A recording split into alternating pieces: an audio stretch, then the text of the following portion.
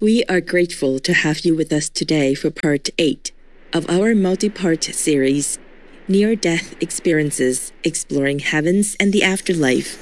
In this episode, we will learn more about what happens after our death, and if we get to see our deceased animal friends again in the afterlife. For centuries, humans have had a mystical curiosity about the afterlife. We have many questions and always wonder what is there for us after we leave this physical body and journey beyond death. Today, we have the incredible privilege of hearing firsthand from people who have had near-death experiences, or NDEs. These individuals have visited the other side and are here to share their life-changing experiences with us.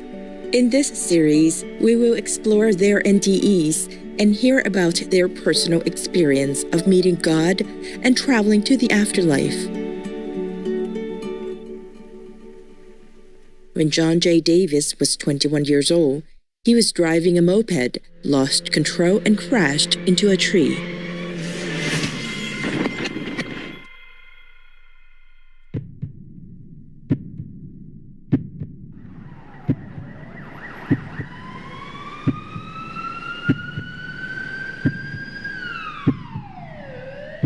In the accident, he severely injured his hand and needed immediate surgery. While on the operating table, his heart stopped beating for 7 minutes. During this time, Mr. Davis traveled to heaven and met his spirit guide, who gave him a tour of the divine realm beyond. His testimony is one of the most detailed descriptions of heaven from any near-death experience ever recorded. Mr. Davis first remembers being in what he calls the Orientation Building. He compares the design of the building to the Temple of Artemis, a Greek temple built over 2,000 years ago in present-day Turkey. Coming into the building from one side were many tunnels, which were portals connecting deceased individuals back to this heavenly realm. These tunnels that were on my left, the tunnels connect people with Earth to the other side. So when their lifetime is finished on Earth, they cross through these tunnels and they end up on the other side. Counselors were present in this room whose purpose was to reacclimate and comfort earthly citizens who had just crossed back over to their true home. But when we come into a lifetime, our memory gets washed about the other side where we're from, because we're not from Earth. Earth is just a place of learning and growth and developing your soul. But our real home is on the other side, or some people like to call it heaven, some people call it the afterlife. And so these orientation counselors help people remember where they're really from. Next, John was shown what he describes as the gardens. He compares them to beautifully manicured English gardens with trees, flowers, and the most vibrant green grass you could imagine. In the gardens, souls who have returned home are reunited with their past deceased family members for a big celebration. When somebody comes back from a life on Earth, it's a huge deal, because what I was told is that Earth, this planet, is the hardest of all of them. His spirit guide then took him to a building similar to a theater, with one large screen on the inside. John was then shown a video of 3 of his past lifetimes. Past lifetimes are real because we are infinite beings. There's no end to knowledge. There's no end to learning. One of the things that I thought was so interesting is that we come into life because we want to experience hardship, because that's where we learn.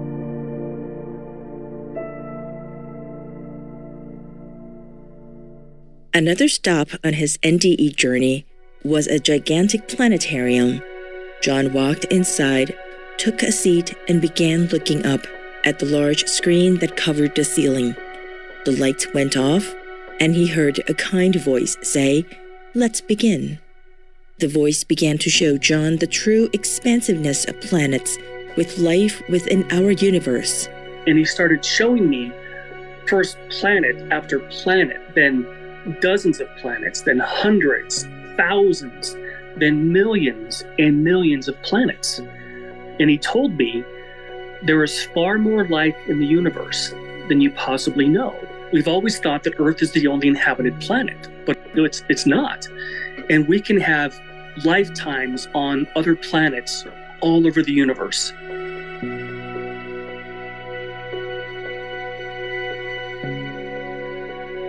John's final stop was in a vast open field. His spirit guide left him, and he was alone for the very first time. Then a man showed up in front of him with brown hair, wearing a white robe with a golden sash and gold-colored sandals. John was told it was Jesus. And he spoke to me, and he said, "You must tell them there is no death."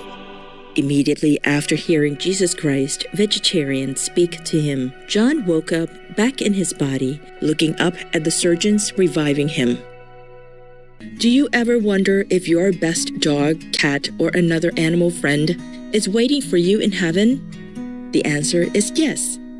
At 12 years old, Dylan received the best gift from his dad, the cutest boxer pup named Blaze. Blaze became Dylan's best friend, and the two were inseparable. Sadly, a few years later, Blaze was hit by a car and died. When Dylan was an adult, he worked in construction, laying pipes alongside the road. One day, while he was walking along the side of the road, a car lost control and hit him, causing severe bodily injury. While lying by the side of the road waiting for the paramedics, his soul separated from his body, and he found himself in an expansive field full of beautifully colored singing wildflowers. A man appeared to guide Dylan and took him to a small cottage near a stream. The man whistled, and a familiar-looking dog person came running full speed at Dylan. It was Blaze. Blaze leaped onto Dylan and licked his face. The man then said, "Looks like he really missed you." At that moment, no matter what anyone ever calls that place, it became paradise for me. I had thought I would never see Blaze again, and here he was ready to play. I began to cry tears of happiness as Blaze and I ran all over the place together. After a while, the man said it was time for Dylan to return to Earth and said, "Blaze will be here waiting for you."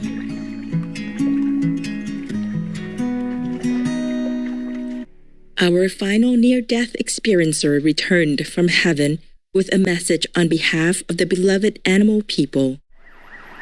An unnamed boy traveled out of his body when he was suffering from a wound in the hospital. He drifted for a while and ended up in front of 3 enormous golden gates filled with gems of various colors, with the largest jewel as big as a car. When he walked through, he was in a large space filled with many different animal people. All around me were many animals I had never seen before. I saw an elephant with huge ears that was eating a tree branch. There was also a monkey that was making faces at me. There were also some small animals whose names I didn't know, but they were cute and friendly. Suddenly, I felt that something was approaching me. I turned around and was surprised to find a huge lion staring at me. When looking into the lion's person's eyes, the boy knew this heavenly animal person meant only kindness. The lion then began to speak to the 9-year-old. "Welcome to heaven, my friend." The boy asked the lion citizen, "Why can I communicate with you?" The lion person responded, "Because you are now in heaven, a place where there are no boundaries or limits.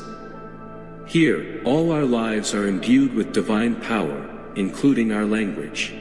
The boy then asked if all animal persons come to heaven. The gentle lion individual said, "Yes, my friend. All lives will be saved and redeemed, and none will be forgotten. In this sacred place, every life is respected."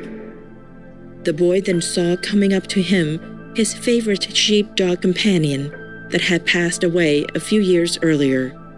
The boy was so excited to see his friend, who he missed dearly. The sheepdog friend then spoke to him.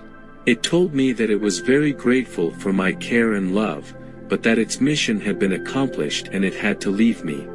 This experience led to the boy having a profound realization. Not only humans, but all animals have their own mission. The boy then returned to his physical body on the hospital bed. This near-death experience with our animal co-inhabitants had such an impact on the individual that as an adult he worked as a volunteer for an animal protection organization.